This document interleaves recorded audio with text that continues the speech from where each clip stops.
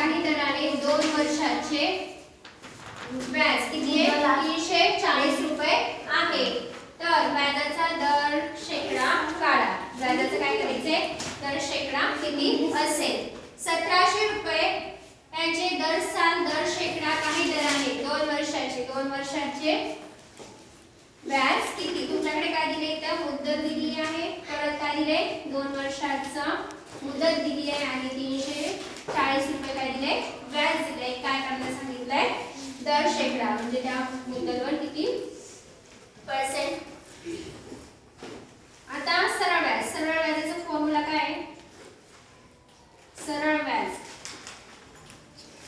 काय सूत्र आहे सरळ व्याजाचं मुदत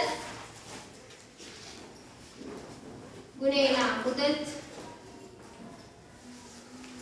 गुणिले दर भागेला 100 आपल्याकडे मुदत किती आहे 1700 मुदत किती आहे 1700 मुदत किती आहे 2 वर्ष दर दिलाय का नाही दर काढायला सांगितलाय भागेला 100 सरळ व्याज किती आहे 340।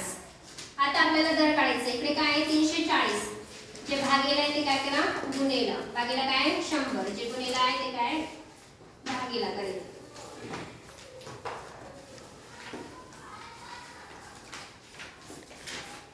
इथे 0 करणार मला काय 340 भागेला 17 17 1 17 17 2 34 इथे आले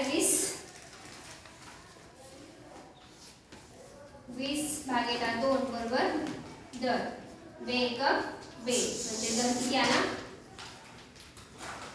दर किती आला 10% हे आलाय 10%